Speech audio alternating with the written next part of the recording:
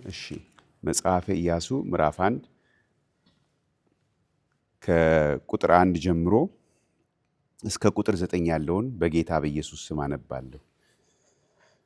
እንዲህም ሆነ የእግዚአብሔር ባሪያ ሙሴ ከሞተ በኋላ እግዚአብሔር የሙሴን አገልጋይ የነዌን ልጅ ኢያሱን እንዲህ ብሎ ተናገረው። ባሪያዬ ሙሴ ሞቷል። አሁንም አንተና ይህ ሕዝብ ሁሉ ተነስታችሁ ለእስራኤል ልጆች ወደምሰጣቸው ምድር ይህን ዮርዳኖስን ተሻገሩ። ለሙሴ እንደነገርኩት የእግራችሁ ጫማ የሚረግጠውን ቦታ ሁሉ ለእናንተ ሰጥቻለሁ። ከምድረ በዳው ከዚህም ከሊባኖስ ጀምሮ እስከ ታላቁ ወንዝ እስከ ኤፍራጥስ ድረስ የኬጢያውያን ምድር ሁሉ እስከ ፀሐይ መግቢያ እስከ ታላቁ ባህር ድረስ ዳርቻችሁ ይሆናል። በሕይወትህ ዕድሜ ሁሉ ማንም አይቋቋምህም። ከሙሴ ጋር እንደሆንኩ እንዲሁ ከአንተ ጋር እሆናለሁ። አልጥልህም፣ አልተውህም። ለአባቶቻቸው እሰጣቸዋለሁ ብዬ የማልኩላቸውን ምድር ለዚህ ሕዝብ ታወርሳለህና ጽና፣ አይዞ። ነገር ግን ጽና፣ እጅግ በርታ። ባሪያዬ ሙሴ ያዘዘህን ሕግ ሁሉ ጠብቅ አድርገውም። በምትሄድበትም ሁሉ እንዲከናወንልህ ወደ ቀኝም ወደ ግራም አትበል። የዚህ ሕግ መጽሐፍ ከአፍህ አይለይ። ነገር ግን የተጻፈበትን ሁሉ ትጠብቅና ታደርግ ዘንድ በቀንም በሌሊትም አስበው። የዚያን ጊዜም መንገድህ ይቀናልሃል ይከናወንልሃልም። በምትሄድበት ሁሉ አምላክ እግዚአብሔር ከአንተ ጋር ነውና ጽና፣ አይዞህ፣ አትፍራ፣ አትደንግጥ ብዬ አላዘዝሁህምን ይላል። ይሄን ክፍል ስንመለከት ስለ ሙሴ ነው የሚጀምረው። ሙሴ የእግዚአብሔር ባሪያ ሙሴ ሞቷል፣ ወይም ከሞተ በኋላ ነው ኢያሱን እግዚአብሔር የሚያነጋግረው። የሙሴ መሞት በኢያሱ ላይ ያስከተለው ክፍተት ምን እንደሆነ በኢያሱ ጫማ ውስጥ ለመሆን ሞክረን እስቲ እናስብ። የሙሴ መሞት በኢያሱ ላይ ያስከተለው ክፍተት ኢያሱን ስናስብ ብዙ ተሞክሮ ነበረው። ማጥፋትም እንችላለን። ይሄ ነገር ባዘር እያደረገኝ ነው ድምፁ። ጆሮዬ ሴንሲቲቭ ስለሆነ ነው። ሶሪ። ትንሽ ቀንሰው፣ እኔ ድምፄን ከፍ አደርጋለሁ፣ ፕሮጀክት አደርጋለሁ። ኦኬ። እና የሙሴ መሞት በኢያሱ ላይ ያስከተለው ክፍተት ምን ይመስል ነበረ? ኢያሱ እድሜው ስንት እንደሆነ አስቡ። ስንት ይመስላችኋል እድሜው አሁን በዚህ ጊዜ?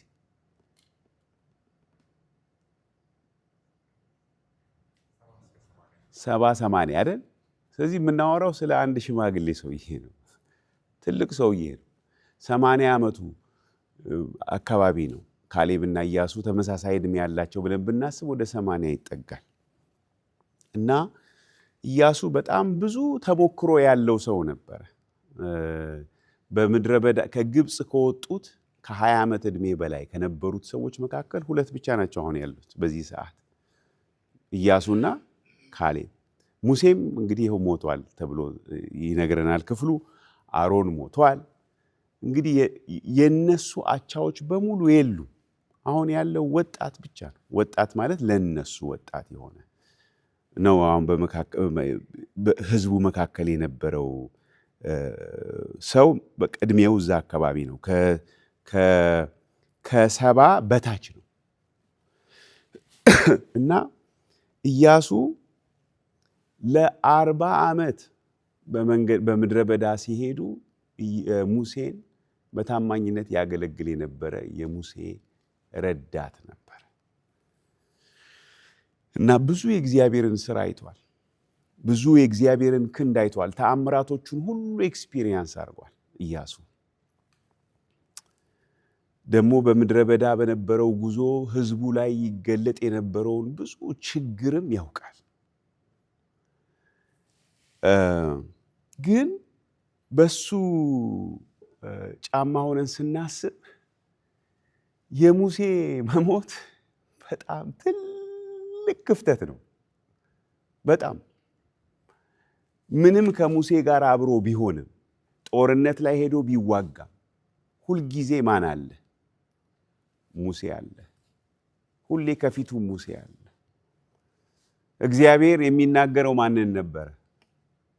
ሙሴን ነው የሚናገረው። አሁን እዚህም ክፍል ላይ ምን ይላል? ለሙሴ የነገርኩትን አደርጋለሁ፣ ለሙሴ የሰጠሁትን ተስፋ ቃል እፈጽማለሁ፣ ሙሴ የነገረህን ቃል አንተም አስታውስ እያለ ነው የሚነግረው።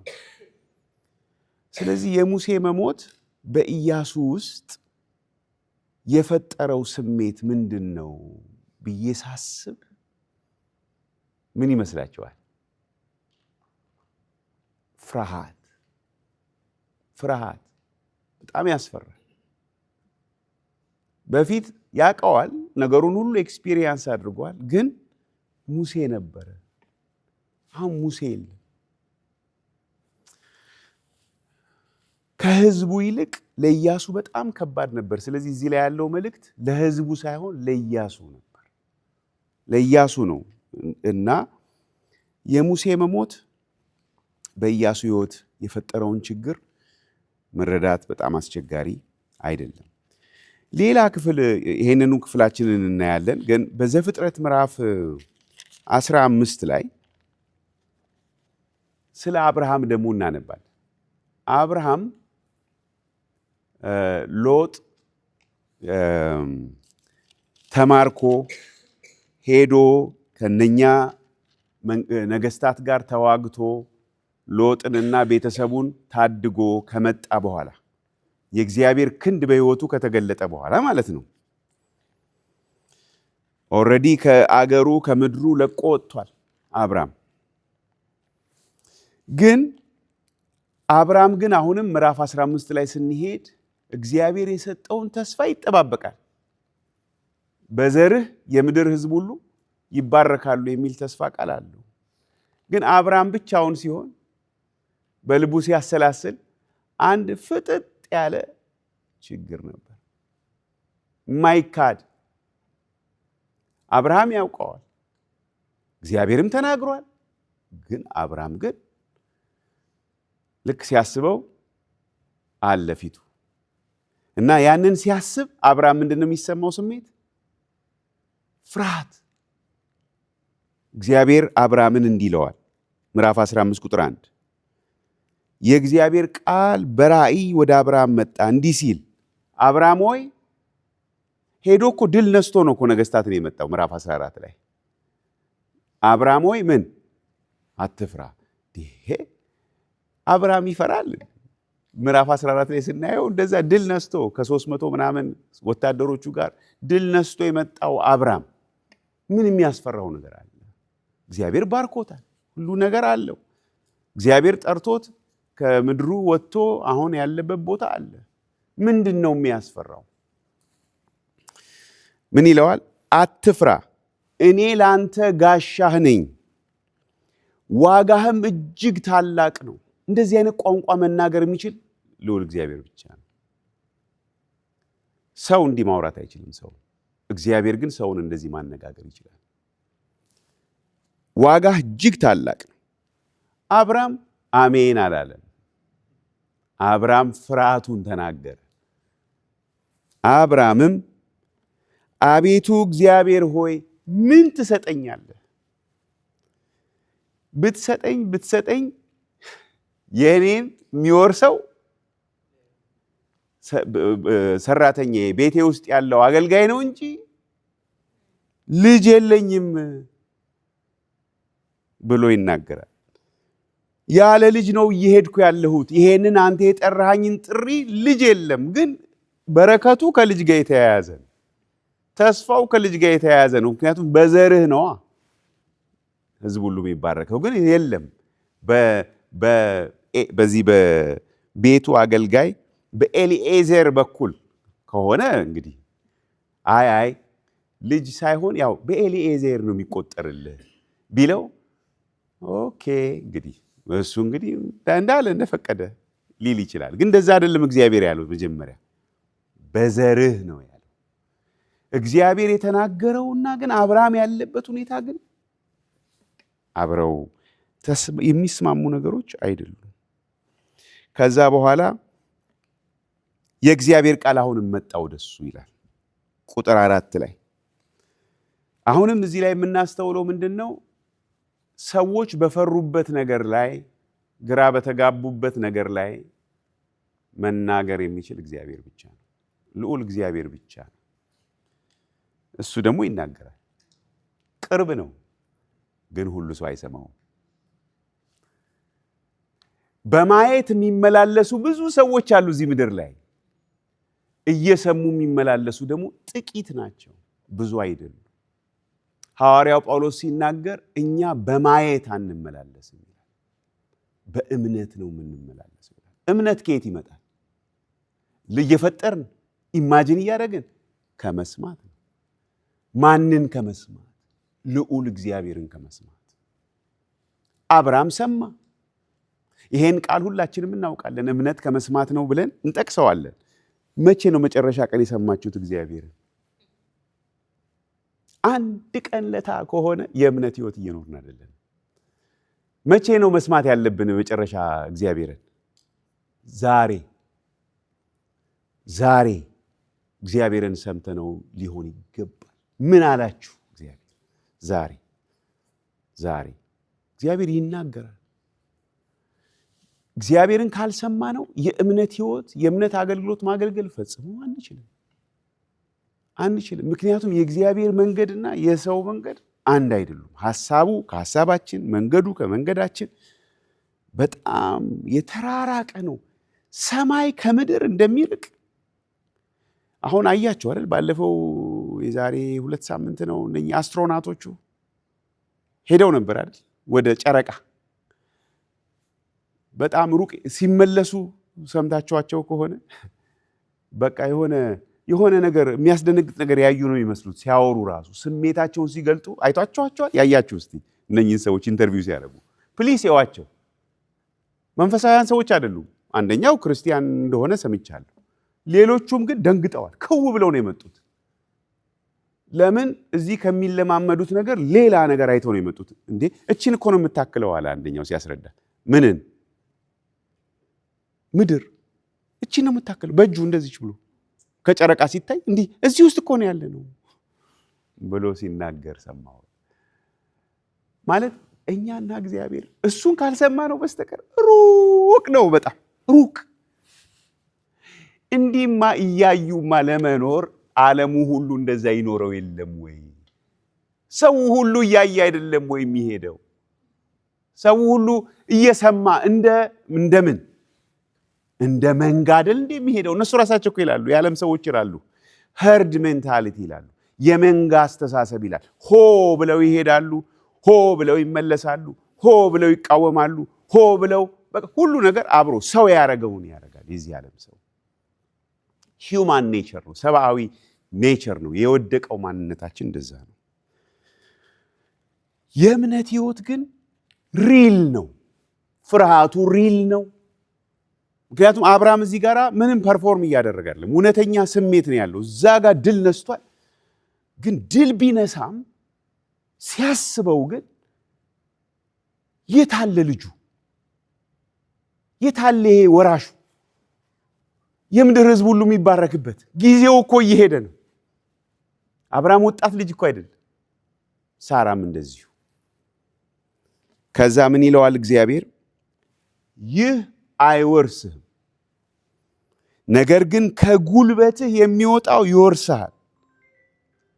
ወደ ሜዳም አወጣውና ይላል ወደ ሰማይ ተመልከት፣ ከዋክብትን ልትቆጥራቸው ትችል እንደሆነ ቁጠር አለው ይላል። አሁን ምን እያደረገው ነው? አብርሃምን እምነቱን ትንሽ እንትን እያደረገው ነው፣ እየረዳው ነው። ምክንያቱም እግዚአብሔር የሚሰራበትን መንገድ ለመግለጥ ገበያ አይደለም የሚካሄደው። ወዴት ነው የሚካሄደው? ሰማይ ነው ማየት ያለብን። ሰማይ ከዋክብት ምናምን ማየት አለብን። ምክንያቱም እሱን ነው የፈጠረው። እሱን የፈጠረውን አምላክ እኮ ነው የምናመልከው እንጂ ይሄ በምድር ላይ ያለውን ከሆነ ኢሎን ማስክን ነው ማነጋገር ያለብን። ሃው ቱ ዱ ማርኬቲንግ እነ ማን ጥቀሱልኝ ሰው እነ ቢል ጌትስን ነው መጠየቅ ያለብን። እንዴት እንደሚሰራ ቢዝነሱ ለምድሩ ነገር ማለት ነው።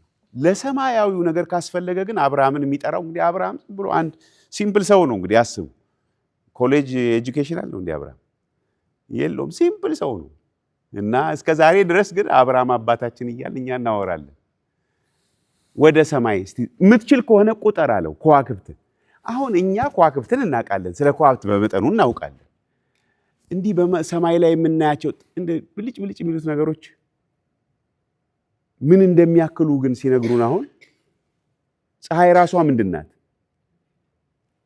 ፀሐይ ምንድን ናት? ኮከብ ናት። እነኚህ ከዋክብት ቢቆጠሩ አያልቁም። እሱን ማን ያውቃል? አብርሃም አያውቅም። አብርሃም ሲያየው በቃ እነኚህ ብዙ ናቸው፣ በጣም ብዙ ናቸው ሊል ይችላል። እሱ ከሚያየው በላይ በጣም በጣም ብዙ መሆናቸውን እኛ ዛሬ እናውቃለን። በቴክኖሎጂው በምኑ በጣም ብዙ ናቸው። እነሱ ግን ብዙ መሆናቸውን ግን የሚያውቅ እግዚአብሔር ነው፣ የፈጠረ እግዚአብሔር ነው ለአብርሃም የሚነግረው። ልትቆጥር የምትችል ከሆነ ተመልከት አለው። ከዛ በኋላ አጭር ቃል ነው የነገረው፣ ዘርህ እንደዚህ ይሆናል።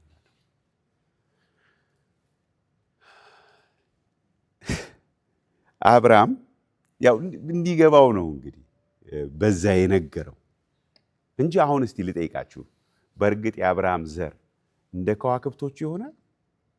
አስቡት በደንብ ማለት አሁን ስለ ከዋክብት እንደሚያውቁ ሰዎች እንደሚነግሩን፣ እስቲ አትሊስት ሳይንቲስቶቹ እንደሚነግሩን እንደዛ እኮ አይሆንም። ምክንያቱም ከዋክብቶቹ እንዴት ናቸው? ብዛታቸው እንደሚሉት ከሆነ እኔ ሄጄ አላየሁም፣ እንደሚሉት ከሆነ በጣም የሚቆጠሩ አይደሉም። ግን አብርሃም ግን እንዲገባው ነው። እንዴት ያስረዳው ታዲያ? በምን ይንገረው? ሌላ ቦታ ላይ አሸዋን እንደ ምድር አሸዋ ብሎታል። ብቻ እንደዚህ ይሆናሉ ሲለው ምንም የለህም ግን ብዙ ይሆናል አለው። እና አብርሃም እዚህ ክፍል ላይ በጣም የሚገርም ነገር ነው። በእግዚአብሔር አመነ። እግዚአብሔር ያለውን አመነ፣ ጽድቅም ሆኖ ተቆጠረለት ይላል።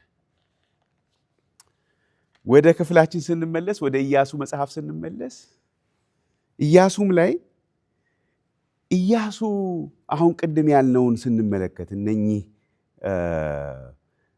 የሙሴ መሞት በኢያሱ ውስጥ ሊፈጥር የሚችለውን ፍርሃት ስናስብ እንዴት ነው የሚሆነው?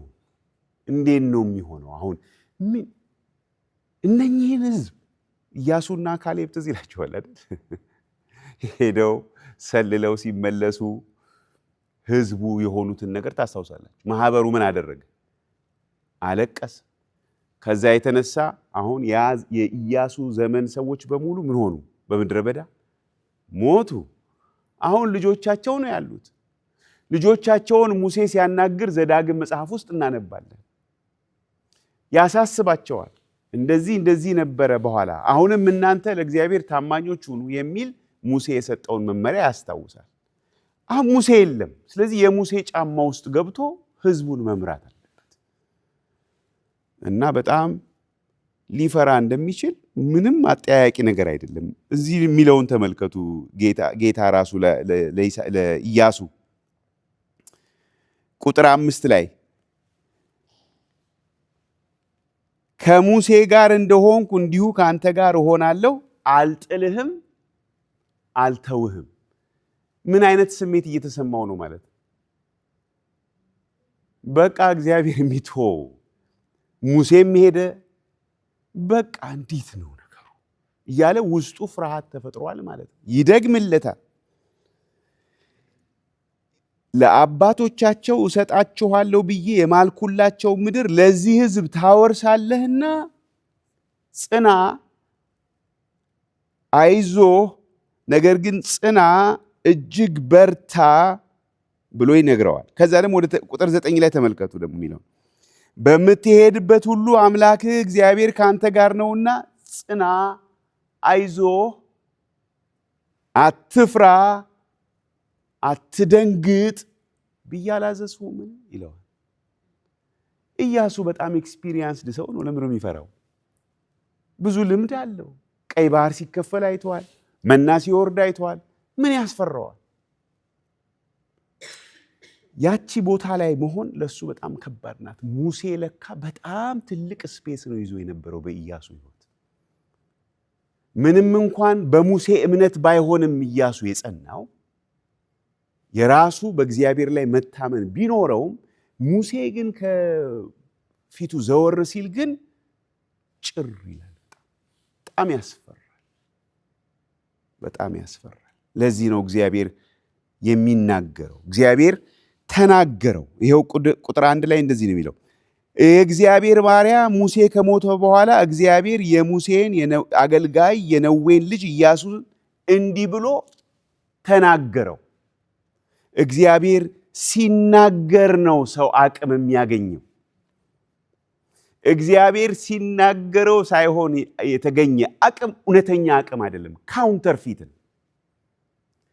ከትንሽ ጊዜ በኋላ አይኖርም።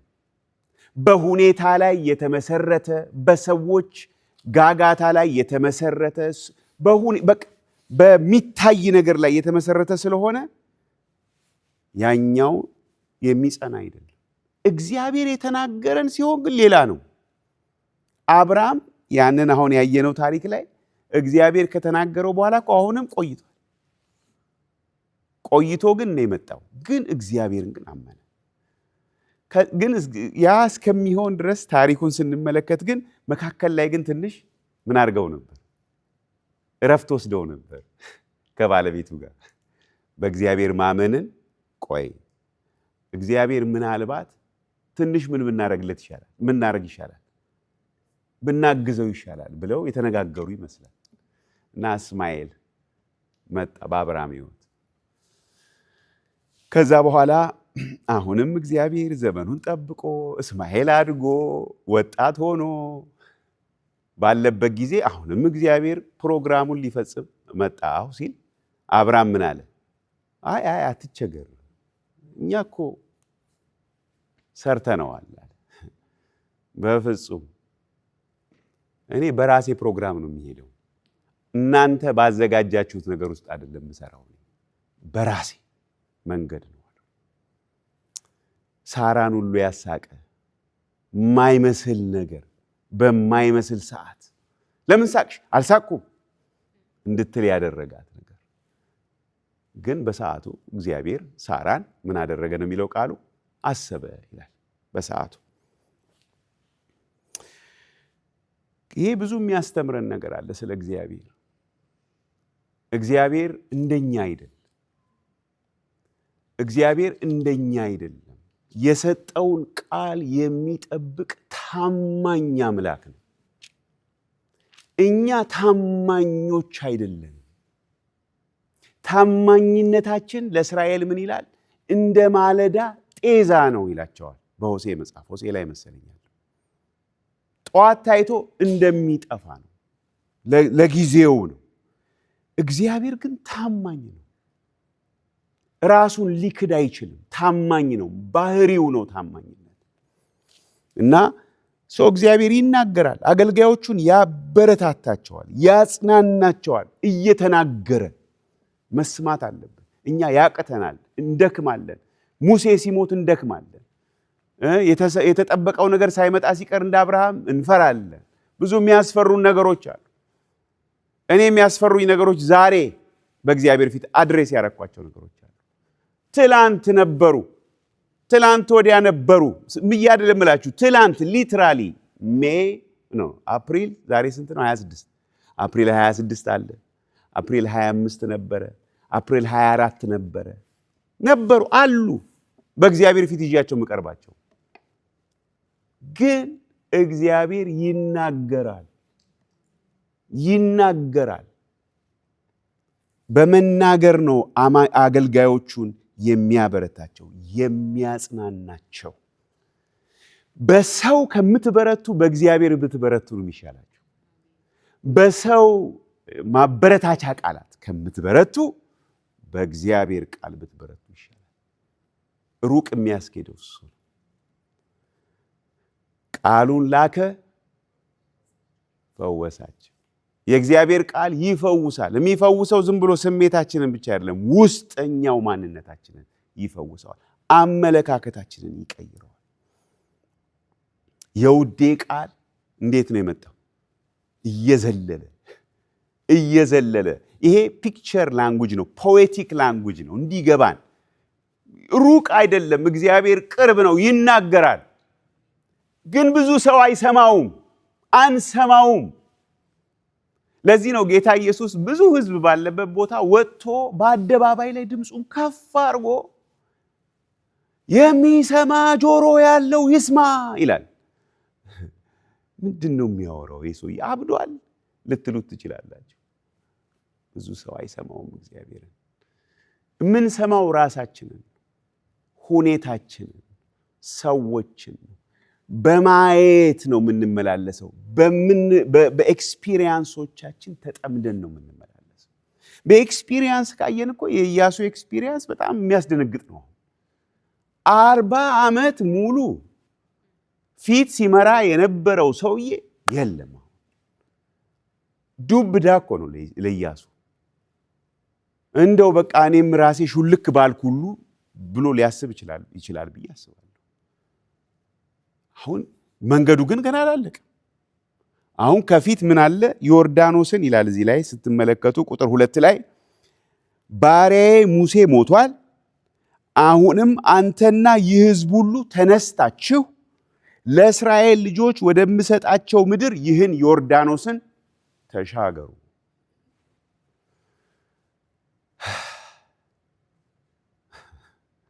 ዮርዳኖስ ምንድን ነው? ወንዝ ነው አይደል? እንዴት ነው ይህን ሕዝብ ይዛችሁ ብትሻገሩት? ራሱ እንዴት ነው የሚሆነው? ብዙ የሚያስፈራ እኮ ነገር አለ። የሕዝቡ ሁኔታ ያስፈራል። ራሱ ዮርዳኖስን መሻገር የሚባለው ነገር ያስፈራል። ዮርዳኖስን ተሻግረው ደግሞ ምድረ በዳ ነው እንደ ያለው ሕዝቦች ነው ያሉት እኮ ያኔ ሄደው አይተዋቸው የፈሯቸው እነኛ የሚያስፈራሩ ሕዝብ አሉ። እንዴት ነው የሚሆነው? ዩሲ እዚህ ላይ ምን ይላል? ለእስራኤል ልጆች ወደምሰጣቸው ምድር ይህን ዮርዳኖስን ተሻገሩ። የሚሰጠው ማን ነው? እግዚአብሔር ነው። እግዚአብሔር እኔ የምሰጣቸው ወደምሰጣቸው ምድር ይህን ዮርዳኖስን ተሻገሩ። ስለዚህ አሁን ኢያሱን እያናገረው ያለው ዮርዳኖስን ለመሻገር የሚያስችል የልብ ብርታት እንዲያገኝ ነው እየነገረው ያለው። አቅም እንዲኖረው ነው እየነገረው ያለው። ከረጅ እንዲኖረው። ምክንያቱም እንዲህ ስናስበው ቀላል አይደለም፣ በጣም ከባድ ነው። 80 ዓመቱ ነው ብያችኋለሁ። አትሊስት 80 ዓመቱ።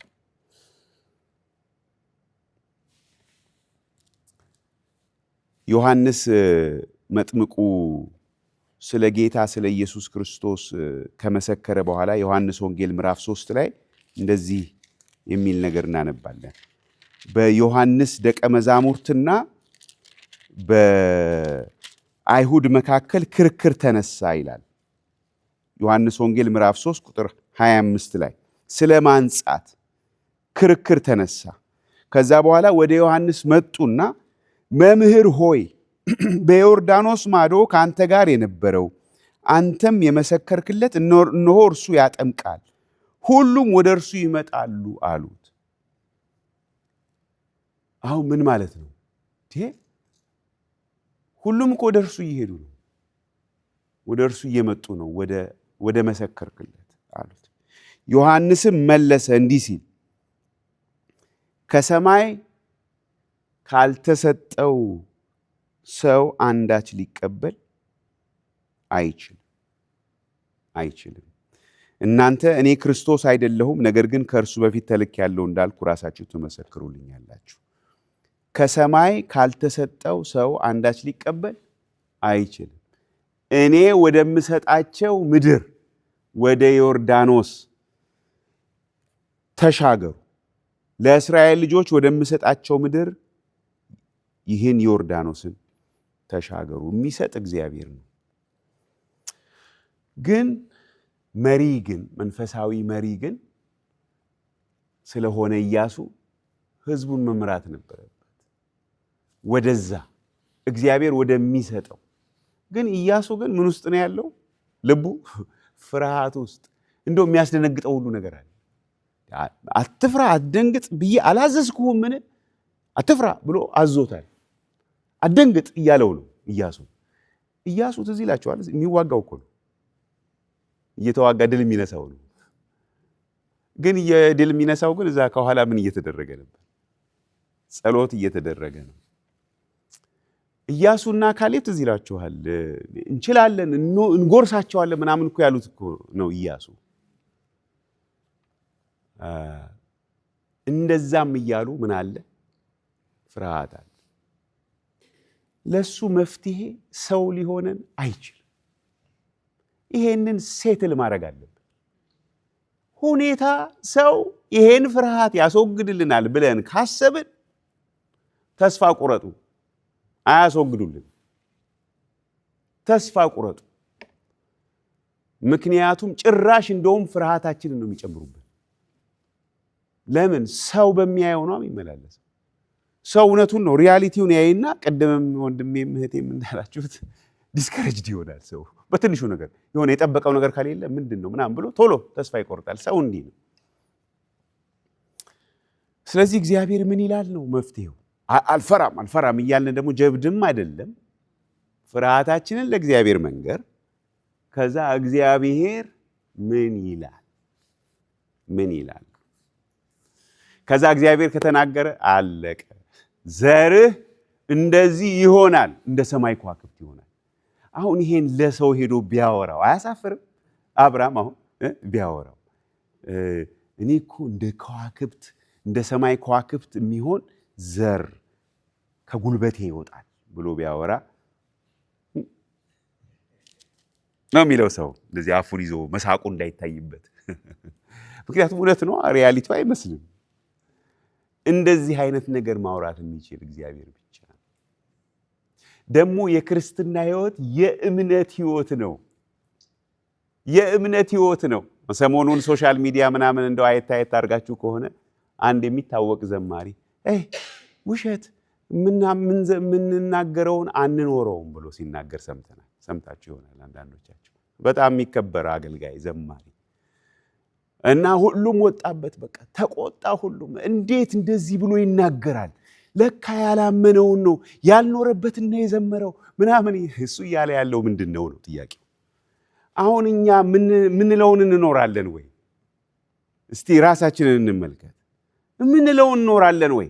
ጌታዊ ካንተ ሌላ በህይወቴ የምፈልገው አንዳች ነገር የለም፣ አንተን ብቻ ነው የምፈልገው ነው። ስለዚህ ታዲያ ይሄ ወንድም እኮ እየነገረን ያለው በገሃድ ግልጡን ነው፣ የእኛን ህይወት ነው እየነገረን ያለው። እንደዛ መኖር የሚቻለው እግዚአብሔርን ካዳመጥን ብቻ ነው። ያለበለዚያ በጣም ፈታኝ ነው፣ አስቸጋሪ ነው የእምነት ህይወት። እና መንፈሳዊ መሪ በኢያሱ ስንመለከት እግዚአብሔር የሚመራው እንጂ በራሱ አነሳሽነት የሚመራ ማለት አይደለም። መንፈሳዊ መሪ እግዚአብሔር የሚመራው እንጂ በራሱ አነሳሽነት የሚመራ ሰልፍ ሞቲቬትድ፣ በቃ አይዞን እንችላለን፣ የስ ምን ፕሬዚዳንቱ ያሉት እንዴት ነበር? የስ ዩ ካን፣ የስ አይ ካን ምናምን እያልን የምንኖረው ነገር አይደለም። ምንመራው ሰዎችን እንችላለን፣ አይዟችሁ እንችላለን፣ በቃ ይሄ ቤት እንደዚህ ይሆናል አይደለም። እሱ የሰው ነው። እንደውም ጭር እያለ ሊመጣ ይችላል። ጭር ይላል። ምን አለ ግን? ሞት ካለ ምን አለ? ትንሣኤ አለ። የስንዴ ቅንጣት ካልሞተች ብቻዋን ትቀራለች፣ ብትሞት ግን ብዙ ፍሬ ታፈራለች። መንፈሳዊ መሪ ወይም እኛውን መንፈሳውያን ሆነን የጌታን መንገድ ለመከተል ከፈለግን እግዚአብሔርን እየሰማን እግዚአብሔር እየመራን ነው እንጂ ራሳችንን በማነሳሳት የሚሆን ነገር አይደለም። ኢያሱ እንግዲህ የ40 ዓመት ኤክስፒሪየንስ ያለው፣ እንዲህ የኢያሱን ኤክስፒሪየንስ ተመልከቱ። ቀይ ባህርን ያየ ሲከፈል፣ መና ለ40 ዓመት ሲዘንብ ያየ። አሁን እሱ ከዚህ በላይ ምን ይፈልጋል? እስከ ዛሬ ድረስ ረድቶናል እያለ መቀጠል ነው እንጂ ያለበት በድንቅ በተአምር መርቶናል ከእንግዲህም ቢሆን አይ እንደዛ አይደለም። እንደዛ ቢሆን ኖሮ ይሄን የዘመሩት ዘማሪዎች ራሳቸው ይቀጥሉ ነበር። በጣም እየተሰነካከሉ እያቃታቸው እየፈሩ እየደነገጡ ከዛ እግዚአብሔር እንደገና እያበረታታቸው ነው የክርስትና ሕይወት። ሐዋርያው ጳውሎስ የሞትን ድምፅ ሰምተን ነበር ይላል አይደል? ሁለተኛ ቆሮንቶስ ላይ ትዝ ይላችኋል። በቃ ተስፋ እንደሌለ ድረስ ተሰምቶን ነበረ እና እግዚአብሔር ይሄን ያደረገው ሙታንን በሚያስነሳ በእግዚአብሔር እንድንታመን ነው እንጂ በራሳችን እንዳንታመን ነው ይላል። እግዚአብሔር ይፈቅዳል፣ ጭር ያደርገዋል። ሞት ይፈቅዳል። ለምን? በትንሣኤ አምላክ እንድናምን፣ በእግዚአብሔር ኃይል እንድናምን፣ በሰው ጥበብ እንዳንታመን። ስለዚህ መንፈሳዊ መሪ ሁኔታን አይቶ አሁን እግዚአብሔር እየሰራ ነው የሚል አይደለም። እግዚአብሔር የሚናገረው ሰው። ይኸው ኢያሱ አሁን ይሄንን ከሰማ በኋላ ቁጥር 10ን ተመልከቱ። ኢያሱ ምዕራፍ 1 ላይ ኢያሱም የሕዝቡን አለቆች በሰፈሩ መካከል እለፉ፣ ሕዝቡንም አምላካችሁ እግዚአብሔር ርስት አድርጎ ወደሚሰጣችሁ ምድር እስከ 3 ቀን ይህን ዮርዳኖስን ተሻግራችሁ ልትወርሷት ትገቡባታላችሁና ስንቃችሁን አዘጋጁ ብላችሁ እዘዟቸው ብሎ አዘዘ ይላል ኢያሱ። ይሄን ብቻ የሚያቅሰው አቤት እንዴት ያለ ጀግና ነው ኢያሱ፣ እንዴት ያለ ጀግና ነው ይላል። እውነቱ ግን እንደዛ ነው አይደል? ቢሃይንድ ዘ ሲን ግን ምን ነበረ? ኢያሱ ፈርቶ ነበር። ኢያሱ ደንግጦ ነበር። እንደውም ማሳሰቢያ ደጋግሞ እየተነገረው አንተ አትፍራ አላልኩህም? አትደንግጥ አላልኩህም? እየተባለ ነው። በዚህ መንገድ በርትቶ ጽና፣ አይዞ፣ በርታ ተብሎ ነው። በእግዚአብሔር እኔ እሰጣቸዋለሁ፣ ይሄን የገባሁትን ቃል እፈጽማለሁ ብሎ ነው። ከዛ በኋላ ኢያሱ ይሄን ሰምቶ ነው ሄዶ እንወርሳለን ይላል። ይሄና ያ ይሆናል ይላል። እዚህ ላይ ቁጥር 3 ላይ እሱን ላንሳና ጨርሳለሁ። ለሙሴ እንደነገርኩት የእግራችሁ ጫማ የሚረግጠውን ቦታ ሁሉ ለእናንተ ሰጥቻለሁ። ሰጣችኋለሁ እኮ አይደል? ሰጥቻለሁ። እንዲህ ማውራት የሚችለው ማን ነው? ልዑል እግዚአብሔር ብቻ። ሰጥቻለሁ፣ ገና ሳይገቡ ሰጥቻለሁ ይለዋል እና ከዛ ደግሞ ዳርቻውን ይነግረዋል። ከምድረ በዳው ከዚህም ከሊባኖስ ጀምሮ እስከ ታላቁ ወንዝ እስከ ኤፍራጥስ ድረስ የኬጢያውያን ምድር ሁሉ እስከ ፀሐይ መግቢያ እስከ ታላቁ ባህር ድረስ ዳርቻችሁ ይሆናል። ምን ማለት ነው? እግራችሁ የሚረግጠውን ሁሉ ሰጥቻለሁ ማለት ምን ማለት ነው? ምን ማለት ነው? ስለዚህ እግዚአብሔር እየመራቸው አንድ ቦታ ሲረግጡ እሱን ይሰጣቸዋል። ሰጥቻለሁ። ከዛም ሲሄዱ ሰጥቻለሁ። ከዛም ሲሄዱ ሰጥቻለሁ። አሁን ከነሱ ዘንድ የሚፈለገው ምንድን ነው? መሄድ ነው፣ መርገጥ ነው፣ መራመድ። ራሱ የዮርዳኖስን ታስታውሳላችኋል። ገብተው መርገጥ ነው ያለባቸው። ፒክቸሩ ምንድን ነው? እግራችሁ የሚረግጠውን ሁሉ ሰጥቻለሁ ሲል የነሱ እግር ይርገጥ እንጂ የእግዚአብሔር ግን መስጠት አብሯቸዋል። የእግዚአብሔር እርዳታ ከነሱ ጋር፣ የእግዚአብሔር ፕሬዘንስ ከነሱ ጋር አለ። እኔ ከሙሴ ጋር እንደሆንኩ እንዲሁ ከአንተ ጋር እሆናለሁ። እና ምን ይላል እዚህ ላይ አንድ መጨረሻ ቁጥር 3 ለሙሴ እንደነገርኩት ይላል። ይሄ የእግራችሁ ጫማ የሚረግጠውን የሚለውን ነገር ለካ ለማን ተናግሯል? ለሙሴ። ዘዳግም ምዕራፍ 11 ላይ ሄዳችሁ ብትመለከቱ ዘዳግም 11 ቁጥር 24 እንደዚህ ይላል።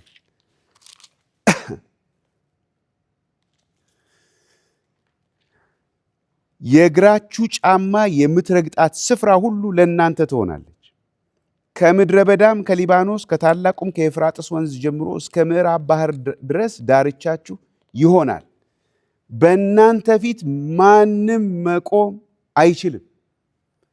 አምላካችሁ እግዚአብሔር እርሱ እንደተናገራችሁ ማስፈራታችሁና ማስደንገጣችሁንም በምትረግጧት ምድር ሁሉ ላይ ያኖራል ብሎ በሙሴ አስቀድሞ ተናግሮ ነበር።